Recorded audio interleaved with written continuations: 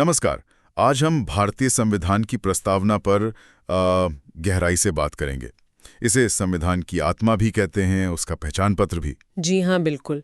और सिविल सेवा परीक्षा के लिहाज से तो ये बेहद ज़रूरी टॉपिक है। सही कहा। पर उससे भी बढ़कर ये समझने के लिए कि आखिर भारत है क्या, प्रस्तावना को समझना मुझे लगता है बहुत ज़रूरी है। बिल्कुल। प्रस्तावना सिर्फ कुछ शब्द नहीं है, ये वो आईना है जिसमें संविधान बनाने वालों के सपने, उनके आदर्श और हमारे गणतंत्र के जो मूल सिद्धांत हैं वो झलकते हैं। ये बताती है कि शक्ति का स्रोत कौन है। हाँ, यानी हम भारत के लोग। और हम कैसा देश बनाना चाहते थे। हाँ, और ये दिलचस्प है कि ये विचार प्रस्तावना का कॉन्सेप्ट ये अमेरिका से आया, पर हमने इसे पंडित नेहरू के उद्देश्य संकल्प के आधार पर अपनाया। जी, वो संकल्प जिसे संविधान सभा ने स्वीकार किया था। लेकिन इसमें एक बहुत बड़ा बदलाव भी हुआ है जो याद रखना जरूरी है। आप 42वें संशोधन की बात कर रही हैं, 1976 वाला। हाँ बिल्कुल, परीक्षा की दृष्टि से ये बहुत ही महत्वपूर्ण है। 3 नए शब्द जोड़े गए, समाजवादी, पंथनिरपेक्ष और अखंडता। इनसे प्रस्तावना का अर्थ और भी गहरा हो गया। तो चलिए इसके जो मुख्य तत्व हैं उन पर आते हैं। प्रस्तावना 4 मुख्य बातें बताती है ना जी। पहला, संविधान के अधिकार का स्रोत, जो कि हम भारत के लोग हैं।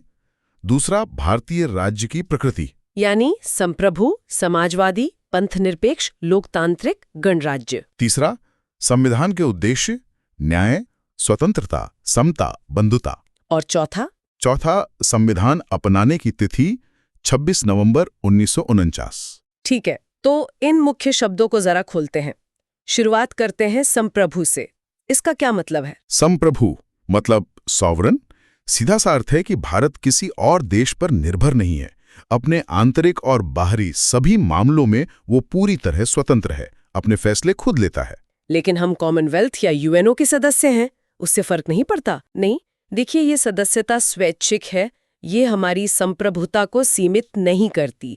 भारत चाहे तो किसी विदेशी क्षेत्र को अपने में मिला सकता है या अपने क्षेत्र का कोई हिस्सा किसी और देश को दे सकता है। वो पूरी तरह स्वतंत्र है। अच्छा, अगला शब्द है समाजवादी। ये तो बाद में जोड़ा गया था। हाँ, 1976 में। लेकिन इसका जो भाव है वो पहले से ही हमारे नीति निर्देशक तत्वों डीपीएसपी में मौजूद था। और ये समझना जरूरी है कि ये लोकतांत्रिक समाजवाद है। मतलब वो सोवियत संघ वाला साम्यवादी समाजवाद नहीं। नहीं, बिल्कुल नहीं। ये मिश्रित अर्थव्यवस्था वाला मॉडल है, जहां पब्लिक और प्राइवेट सेक्टर दोनों का रोल है। इसका लक्ष्य है गरीबी, अज्ञानता, बीमारी, अवसर की असमानता, इन सबको खत्म करना। इसमें गांधीवादी विचारधारा का प्रभाव ज्यादा माना जाता है ना? हाँ, कह सकते हैं कि झुकाव गांधीवादी समाजवादी की तरफ ज्यादा है।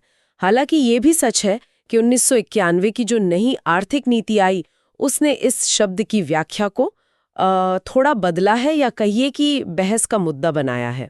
ठीक है, फिर आता है पंथनिरपेक्ष। ये भी 1976 में ही जोड़ा गया। जी, पर इसका आधार भी पहले से मौजूद था। अनुच्छेद 25 से 28 में जो धार्मिक स्वतंत्रता का मौलिक अधिकार है वो तो शुरू से था। और भारत की पंथनिरपेक्षता पश्चिमी देशों से अलग है। हाँ, ये सकारात्मक अवधारणा है। राज्य का अपना कोई धर्म नहीं होगा और राज्य सभी धर्मों को समान मानेगा, समान समर्थन देगा। किसी धर्म को राजधर्म नहीं माना जाएगा। ठीक है, अब आते हैं लोकतांत्रिक और गणराज्य पर। लोकतंत्र मतलब तो हुआ जनता का शासन। हाँ, सर्वोच्च शक्ति जनता में निहित है, जिसे हम लोकप्रिय संप्रभुता कहते हैं। भारत में अप्रत्यक्ष संसदीय लोकतंत्र है। हम अपने प्रतिनिधि चुनते हैं जो हमारी तरफ से शासन चलाते हैं। इसकी विशेषताएं क्या हैं? जैसे वयस्क मताधिकार। हाँ, वयस्क मताधिकार, नियमित चुनाव, कानून का शासन, न्यायपालिका की स्वतंत्रता, ये सब इसके हिस्से हैं। और डॉक्टर अंबेडकर ने सामाजिक और आर्थिक लोकतंत्र पर भी बहुत जोर दिया था। हाँ, मतलब सिर्फ वोट देने का अधिकार काफी नहीं है।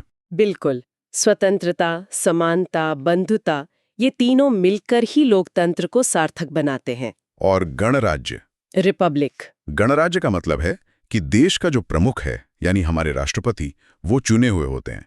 वंश के आधार पर पद नहीं मिलता, जैसे ब्रिटेन में राजा या रानी होते हैं। हाँ, राष्ट्रपति का चुनाव होता है अप्रत्यक्ष रूप से 5 साल के लिए। सही। और इसका मतलब ये भी है कि राजनीतिक संप्रभुता किसी एक व्यक्ति या राजा में नहीं, बल्कि जनता में निहित है। कोई विशेषाधिकार प्राप्त वर्ग नहीं है। सभी सार्वजनिक पद देश के हर नागरिक के लिए खुले हैं। बहुत बढ़िया। अब उद्देश्यों पर आते हैं। न्याय, स्वतंत्रता, समता, बंधुता। न्याय कैसा? 3 तरह का न्याय, सामाजिक, आर्थिक और राजनीतिक। इसकी प्रेरणा रूसी क्रांति से ली गई है। सामाजिक न्याय मतलब जाति, धर्म, लिंग, जन्म स्थान आदि के आधार पर कोई भेदभाव न हो। और आर्थिक न्याय यानी आय और संपत्ति की असमानता कम हो। और राजनीतिक न्याय? मतलब सभी नागरिकों को समान राजनीतिक अधिकार मिले। जी हाँ। और सामाजिक और आर्थिक न्याय को मिलाकर ही वितरणात्मक न्याय यानी डिस्ट्रीब्यूटिव जस्टिस कहा जाता है। यह मौलिक अधिकारों और निर्देशक सिद्धांतों के जरिए सुनिश्चित करने की कोशिश की गई है। ठीक है। अगला उद्देश्य है स्वतंत्रता, लिबर्टी। हाँ, विचार की, अभिव्यक्ति की, विश्वास की, धर्म की और उपासना की स्वतंत्रता। इसकी प्रेरणा फ्रांसीसी क्रांति से मिली। ये हमारे मौलिक अधिकारों में सुरक्षित है। लेकिन ये अनलिमिटेड तो नहीं है? नहीं, बिल्कुल नहीं। ये क्वालिफाइड है, मतलब इस पर संविधान में उचित प्रतिबंध लगाए जा सकते हैं। फिर है समता यानी इक्वालिटी। हाँ, प्रतिष्ठा और अवसर की समता। ये भी फ्रांसीसी क्रांति का ही नारा था।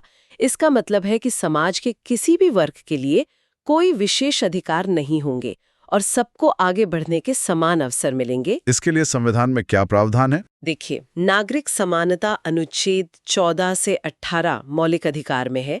राजनैतिक समानता अनुच्छेद 325 धर्म, जाति, लिंग के आधार पर वोटिंग लिस्ट से बाहर नहीं, और 326 वयस्क मताधिकार में। और आर्थिक समानता की बात अनुच्छेद 39 निदेशक तत्व में है, जो समान काम के लिए समान वेतन जैसी बातें कहता है। और चौथा उद्देश्य बंधुत्व, फ्रैटर्निटी यानी भाईचारे की भावना। हमारा संविधान एकल नागरिकता और मौलिक कर्तव्यों अनुच्छेद 51A के जरिए इसे बढ़ावा देता है। इसका लक्ष्य क्या है? 2 लक्ष्य हैं। पहला, व्यक्ति की गरिमा सुनिश्चित करना, और दूसरा, राष्ट्र की एकता और अखंडता सुनिश्चित करना। इसमें अखंडता शब्द भी याद है 42वें संशोधन से ही जुड़ा गया था। हाँ, के मुंशी ने व्यक्ति की गरिमा पर बहुत जोर दिया था। जी। और अनुच्छेद 1 जो कहता है कि भारत राज्यों का संघ है, वो भी इसी एकता को दर्शाता है। इन्हीं सब महान आदर्शों की वजह से शायद पालकीवाला ने इसे संविधान का पहचान पत्र और मुंशी जी ने जन्म कुंडली कहा। बिल्कुल। अर्नेस्ट बारकर ने इसे कुंजी नोट कहा। ठाकुरदास भार्गव ने आत्मा, कुंजी, आभूषण कहा। ये संविधान के मूल दर्शन को दिखाता है। लेकिन एक बहुत बड़ा सवाल है जिस पर काफी बहस हुई है। क्या प्रस्तावना संविधान का हिस्सा है और क्या इसे कोर्ट में लागू करवाया जा सकता है? हाँ, ये बहुत ही अहम सवाल है, खासकर परीक्षा के नजरिए से। देखिए, पहले बेरूबारी यूनियन केस 1960 में सुप्रीम कोर्ट ने कहा था कि प्रस्तावना संविधान का हिस्सा नहीं है। हाँ, ये संविधान को समझने में, उसकी व्याख्या करने में मददगार जरूर है। लेकिन फिर केशवानंद भारती केस आया। हाँ, 1973 में, और इस केस में सुप्रीम कोर्ट ने अपना पिछला फैसला पलट दिया। कोर्ट ने कहा कि प्रस्तावना संविधान का हिस्सा है, बल्कि ये बहुत महत्वपूर्ण हिस्सा है। और बाद में भी कोर्ट ने यही माना। जी हाँ, LIC ऑफ इंडिया केस 1995 में सुप्रीम कोर्ट ने फिर से इस बात पर मोहर लगाई कि प्रस्तावना संविधान का अभिन्न अंग है। ये जानना भी रोचक है कि संविधान सभा ने इसे सबसे आखिर में क्यों अपनाया था। हाँ, ऐसा इसलिए किया गया ताकि सुनिश्चित हो सके कि प्रस्तावना पूरे संविधान के अनुरूप है, उसके साथ मेल खाती है, जब बाकी पूरा संविधान बन चुका था। लेकिन आपने कहा कि इसे कोर्ट में लागू नहीं करा सकते। हाँ, ये बात ध्यान रखनी होगी। प्रस्तावना गैर न्यायिक, नॉन जस्टिसेबल है। इसका मतलब है कि इसके प्रावधानों को आप कानून की तरह कोर्ट में लागू नहीं करवा सकते। ये मार्गदर्शन करते हैं, दिशा दिखाते हैं, पर ये सीधे तौर पर कानूनी अधिकार या कर्तव्य नहीं बनाते। और एक और बात कि ये ना तो विधायिका की शक्ति का स्रोत है और ना ही उसकी शक्तियों पर कोई रोक लगाती है। बिल्कुल सही। ये दोनों बातें बहुत महत्वपूर्ण हैं। तो आखिरी सवाल, क्या इसमें संशोधन हो सकता है? Can it be amended? हाँ, हो सकता है। केशवानंद भारती केस 1973 में ही सुप्रीम कोर्ट ने ये भी साफ कर दिया था, अनुच्छेद 368 के तहत इसमें संशोधन किया जा सकता है। लेकिन एक शर्त के साथ। हाँ, वो शर्त है कि इसके मूल ढांचे या बुनियादी विशेषताओं को नहीं बदला जा सकता। आप प्रस्तावना में संशोधन तो कर सकते हैं, पर ऐसा कुछ नहीं बदल सकते जिससे संविधान का मूल दर्शन ही बदल जाए। और जैसा हमने शुरू में बात की थी, इसमें एक बार संशोधन हुआ भी है। जी हाँ, केवल एक बार। 1976 में 42nd संविधान संशोधन अधिनियम द्वारा 3 शब्द जोड़े गए, समाजवादी, पंथनिरपेक्ष और अखंडता, और इस संशोधन को कोर्ट ने वैध माना है। तो कुल मिला के प्रस्तावना सिर्फ एक परिचय भूमिका नहीं है। नहीं, बिल्कुल नहीं। ये हमारे संविधान का दर्शन है, उसकी आत्मा है। ये उन महान आदर्शों और आकांक्षाओं को समेटे हुए है जिनके लिए हमारे स्वतंत्रता सेनानियों ने संघर्ष किया था। ये बताती है कि भारत के लोग किस तरह का राष्ट्र बनाना चाहते थे और आज भी चाहते हैं। और ये एक तरह से जीवंत दस्तावेज है जिसकी व्याख्या समय के साथ विकसित होती रही है। यहाँ एक विचार छोड़ जाते हैं सोचने के लिए कि प्रस्तावना में जो ये आदर्श लिखे हैं, न्याय, स्वतंत्रता, समता, बंधुता, आज के भारत में ये कितने प्रासंगिक हैं, जमीन पर कितने उतरे हैं और इन्हें और मजबूत करने के लिए क्या किया जा सकता है? हाँ, ये सवाल हम सबको खुद से पूछते रहना चाहिए।